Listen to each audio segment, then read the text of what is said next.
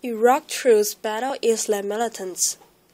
Iraqi security forces have arrested a controversial Shiite cleric who leads an Iranian-backed militia, as the government and allied tribes battle Islamic militants who rose up in multiple Sunni-dominated cities.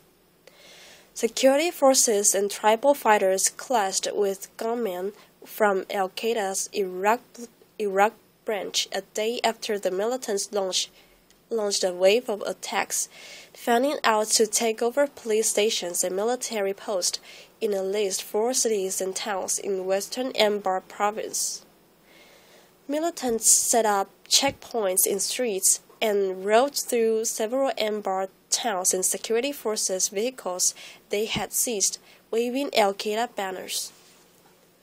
The heaviest fighting today came in the former insurgent stronghold of Fallujah, 60 kilometers or 40 miles west of Baghdad, where 2 security officials said their forces were meeting particularly heavy resistance from Al-Qaeda fighters. There is no immediate word on casualties. Sectarian tension has been mounting in Iraq since last year. Minority Sunnis complained of discrimination against them at the hands of Shiite-led government. The tension escalated the bloody clashes this week after two moves by the government. The arrest of a Sunni politician wanted at terrorism charges and the dismantling of a Sunni protest camp in the capital of overwhelmingly Sunni Anbar province. In a concession to Sunnis, Shiite Prime Minister Nouri al-Maliki yesterday pulled back troops from Anbar, allowing local police to take over security duties. That was the main demand of discontented Sunni politicians who see the army as a tool in the hand of Mr. al-Maliki to target his rivals and consolidate power. But soon after the pullout, the militants launched the simultaneous assaults in several Anbar cities. Mr. al-Maliki quickly ordered military reinforcements back in and called on Sunni tribesmen, many of whom deeply opposed Al-Qaeda, to help put down the militants. The arrest of the Shiite cleric, Wathiq al-Battat, appeared to be aimed at ensuring Sunni support. Sunnis have long accused the government of targeting only Sunni militant groups while blessing Shiite ones. Last year, Mr. al-Battat, at the time a little-known cleric, announced the formation of the so-called Mukhtar Army to protect Shiites from attacks by Sunni extremists.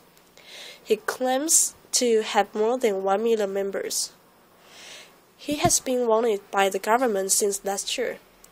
He took responsibility in November for firing 6 mortar shells at the region of Saudi Arabia bordering Iraq and Kuwait, describing it as retaliation for Saudi religious decrees that allegedly insult Shiites and encourage killing them. He also claimed responsibility for attacks on a camp hosting an Iranian opposition group. Besides Fallujah, security forces and tribesmen battled militants in Anbar's provincial capital, Ramadi, and nearby towns. They were able to take back several police stations in Ramadi, security officials said. Iraq's Al-Qaeda branch has fed on Sunni discontent and on the civil war in neighboring Syria, in which mostly Sunni rebels fight a government whose base is the Shiite offshore sect. It has targeted civilians, particularly in Shiite areas of Baghdad, with waves of coordinated car bombings, and other deadly attacks. Outside of Anbar, militants carried out two attacks in Latvia, a mainly sunny town 30 kilometers or 20 miles south of Baghdad, killing 7 people and wounding 14 others. Yesterday, the United Nations said last year violence claimed the lives of 7,818 civilians in Iraq in 2013, the highest annual death toll in years. The UN's monthly figures for both civilians and security forces over the year totaled 8,868.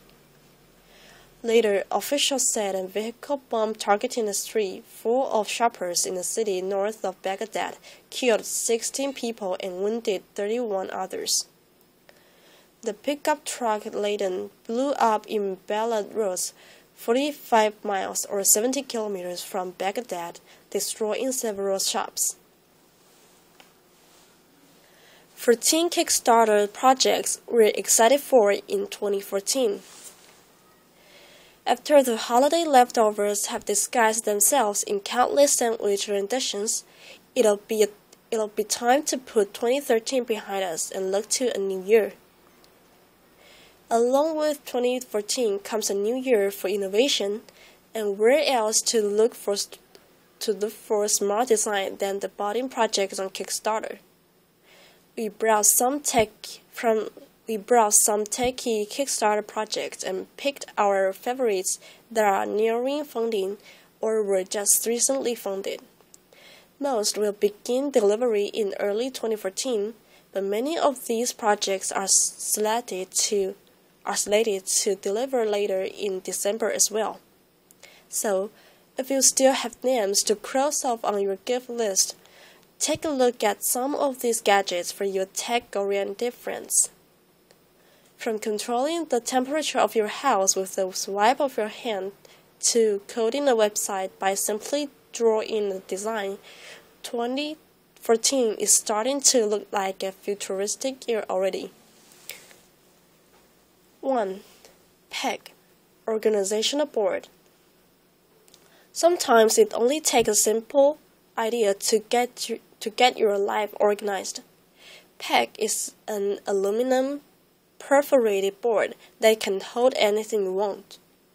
The board comes with smaller pegs that you can customize and put on the pegboard to hold your belongings, such as a smartphone, keys, or jewelry.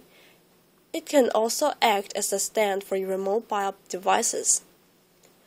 Funding for the project is over, but PEG's creators will be taking pre-orders soon. 2. FlyClide Smart Wheel, Electronic Bicycle Wheel. Install the smart wheel onto your bike and you'll ride effortlessly wherever you go. The motorized wheel turns on when you start pedaling. The wheel syncs to a native app, and you can even set the top speed of the smart wheel up to 20 miles per hour. You can also lock the wheel from the app, which can track your bike if it gets stolen. The smart wheel also comes with the smart light, which is not only a bike light, but also a phone holder and charger. You can pre-order the smart wheel for $590 for delivery in mid-2014. 3. My Stand, Phone and Tablet Stand. Unlike other tablet stands, the aluminum My Stand has fluid 3D rotation that allows you to orient your tablet or phone however you want.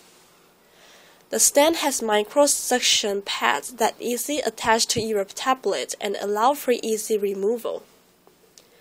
The My Stand is perfect for browsing, displaying, and gaming, and the 3D rotation turns your tablet into a flexible device. You can pre-order the My Stand for delivery in late 2013 or early 2014. 4. Ninja Sphere Device Tracker, The Ninja Sphere allows you to control your environment and keep track of the things in your life. You can connect devices and pet trackers to the sphere so that it tracks them in your house. The sphere can also monitor temperature, lighting, and energy usage so you can turn appliances off when not in use. With the synced app, you will also receive notifications when someone moves your valuables within your house. You can control the sphere with gestures for a more natural way to interact with your environment. Finally, Ninja Blocks, the creators behind the device, hope to make the entire system open source so that users can write and share their own drivers. The Ninja Sphere is fully funded, but the Kickstarter still has until January. 5. Touchboard, interactive sensor board. The touchboard is a control center to make anything interactive and responsive. The board has touch and distance sensing, works with conductive material, and is Arduino compatible. It also has MIDI device and micro SD card socket so you can change out the sound as you like. With the touchboard, you can make touch sensors, interactive books, musical instruments, and many other possibilities. The board is open source, so you can do your own programming, but it's also friendly for non-programmers. The project recently received full funding, but you can now pre-order your own board. 6. Macaw, visual web design tool. You don't need to know code to build a website. Macaw is a visual web design tool that lets you code without actually typing out code. The app has an image editor and a design-to-code engine so that you can draw out your site layout and the app will do the coding for you. The layout is fluid as well, so you can move your elements around as you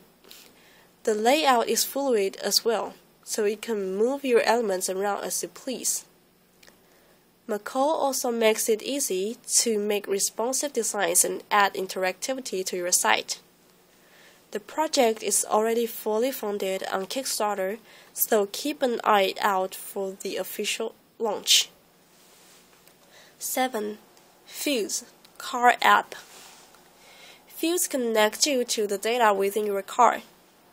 A small device connects to your car's diagnostics outlet and syncs with an app that gives you all of your car's data, such as location and fuel level.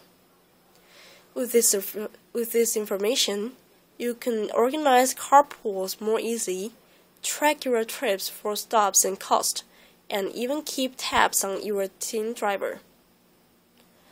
The app can also track your fuel usage and will let you know when your car needs maintenance. The app transmits the data into secure cloud storage so you can keep track of your car's information. The project is already fully funded, but you can pre-order Fuse. 8. Micron, time-lapse device. Micron makes time-lapses easy for any skill level. The device plugs into your camera and syncs to a native app. Once you attach the device to your camera, you can program the time-lapse using the app. There's an auto setting for beginners, but advanced users can also customize settings for interval ramping, bob ramping, and HDR bracketing. You can also use Micron for stop motion and photo stitching. The project is fully funded, but the Kickstarter will end later in December. 9. Drone, portable gaming controller. If you're an avid gamer, The drone portable gaming controller might come in handy. The size of a smartphone, the controller is small enough to fit into your pocket, allowing you to bring it anywhere. The best part is that the controller can connect to any number of Bluetooth devices, including smartphones, tablets, and laptops. The Kickstarter is fully funded, but you can pre-order the drone gaming controller. 10. Neptune Pine Smartwatch. The Neptune Pine claims to be a standalone device so that the smartwatch will be the only device you'll need, without any attachment to a smartphone. From Pine, you can conduct voice calls and video chat, take pictures, use a built-in GPS, and text via a full keyboard. You can even browse the web with 3G and Wi-Fi. Pine also has built-in trackers, such as the pedometer and accelerometer, so that you can use it to track your steps and get analytics.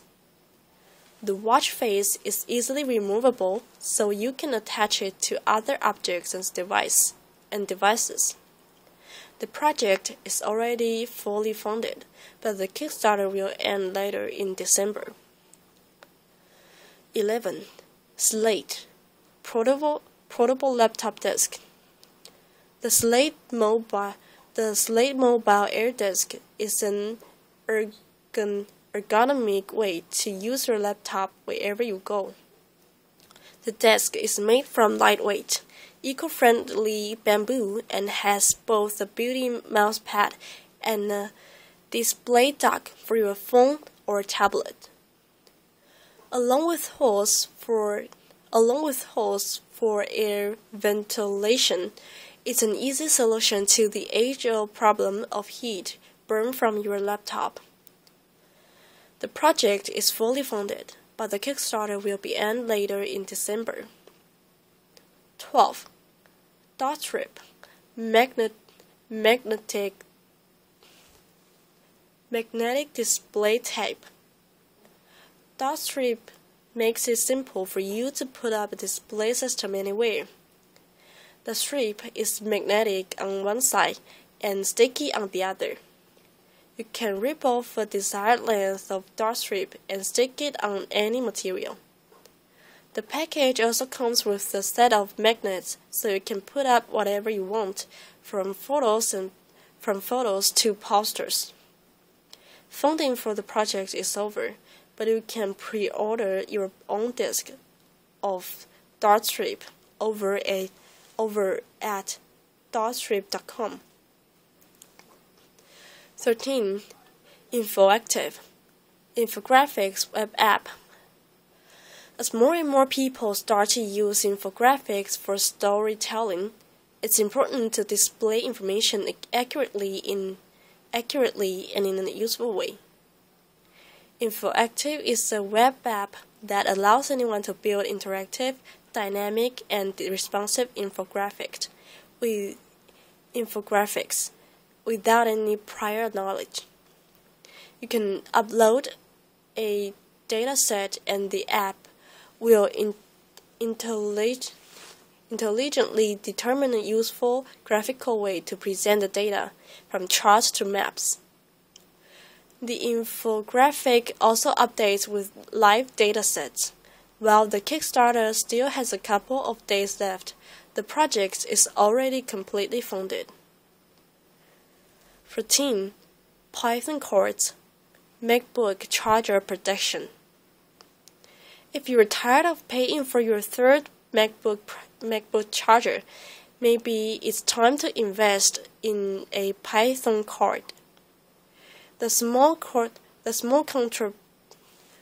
contraption made of silicone fastens onto the joint of your charger and spreads the stress over a greater mass, so there's a lesser chance of your charger cord breaking. The best part is that the first few batches of Python cords are only going for $8 each. While the funding period for the project was over, You can check out Python course at pythoncourse.com. Punishing storm drops 2 feet of snow. A strong winter storm pounding northeast America with steep winds and punishing cold has dumped nearly 2 feet of snow in parts of Massachusetts today. The National Weather Service said 21 inches of snow fell in Buckford, just north of Boston, and parts of New York State had 18 inches. The brutal weather has extended the Christmas break for some students while posing the first test for New York's new mayor, and perhaps the last challenge for Boston's outgoing one. U.S. airlines canceled more than 2,300 flights nationwide. Schools in New England and New York closed well ahead of the snowfall, and cities mobilized plows and salt spreaders. Some major highways were shut down overnight, and efforts were underway to get homeless people into the warmth and safety of shelters. The heavy weather began rolling in just a day after New York Mayor Bill de Blasio was sworn in to lead the nation's largest city, and a few days before Boston Mayor Thomas Menino ends 20 years in office. Mr. Menino announced a parking ban and said schools would be closed today in Boston, where up to 14 inches of snow was expected. Boston's airport said it would not handle any flights after 8:30 p.m. yesterday. What a New Year's gift to receive one last storm, says Mayor, said Mr. Menino, whose successor takes office on Monday. Mr. de Blasio, who as public advocate in 2010 criticized his predecessor Michael Bloomberg for his handling of a post-Christmas storm, said hundreds of plows and salt spreaders would be on the streets as soon as the snow started falling. "We have to get it right, no question about it," he said. "We are focused like a laser on protecting the city and getting everyone ready. We have all hands on deck." Snow began falling in parts of New England and New York State, but the brunt of the storm was not expected until today. Forecasters said temperatures would plummet to well below freezing. The National Weather Service issued a blizzard warning for Cape Cod coastal areas north and south of Boston and part of Maine, as well as New York's Long Island, where up to 10 inches of snow could fall and winds could gust to 45 miles per hour. Interior southern New England and New York State could get up to 1 foot of snow. New York City was expecting 8 inches, while Philadelphia could see up to 7 inches. As the storm pushed eastwards on New Year's Day and yesterday, it dropped as much as 18 inches on suburban Chicago and up to 10 inches on Michigan, prompting the cancellation of hundreds of flights in and out of Chicago's O'Hare Airport. Below zero cold is expected across the region over the next few days. Spain jobless dip best for December. The number of people registered as unemployed in Spain fell by 107,570 in December, the Labor Ministry said. The drop is the best on record for the month and welcome news for an economy struggling to emerge from more than 2 years of recession. The ministry said the decrease left the country's total jobless at about 4.7 million. It said the unemployment figure dipped by 147,385 for the whole of 2013. Quarterly unemployment surveys, seen as more accurate by economists, show that Spain's unemployment rate was 26% in the third quarter, with 6 million people jobless. The rate is the second highest in the 28-country European Union after Greece. The Spanish government insists the economy is on the mend and will create jobs in 2014. Here is the weather for any alien residents of Super Earth. Scientists have issued the first ever weather bulletin for an alien Super Earth. Planet GJ1214b may be 40 light-years away from our own world, but forecasters are pretty confident conditions on its surface are going to remain cloudy and hot for the foreseeable future. To be exact, temperatures are likely to stay around 232 degrees Celsius. This is because the world orbits very close to its red dwarf. Very close to its red dwarf parent star. Earlier studies of the planet were not able to tell whether it had clear or cloudy skies, but thanks to the Hubble Space Telescope, scientists are now confident it is both hot and permanently overcast, slightly similar to Venus in our own solar system. Super-Earths are planets that have a mass between that of the Earth and Neptune. They are believed to be among the most common in our galaxy. GJ1214b, whose star lies in the constellation of Ophiuchus, is roughly 2.7 times larger than the Earth. Dr. Jacob Min, leader of the University of Chicago astronomers, who have issued the weather forecast, said, "I think it's very exciting that we can use a telescope like Hubble that was never designed with this in mind, to do these kinds of observations with such exquisite precision, and really nail down some property of a small planet orbiting a distant star." The observations took up 96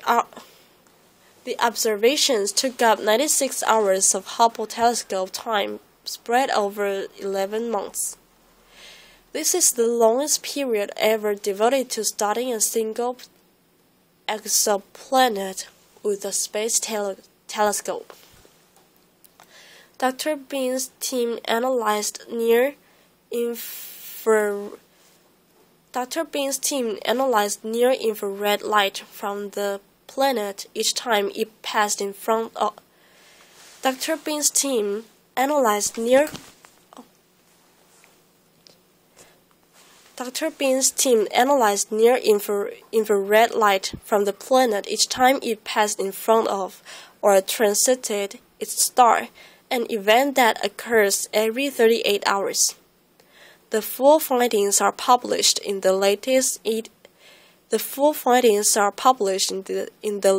edition of the journal Nature.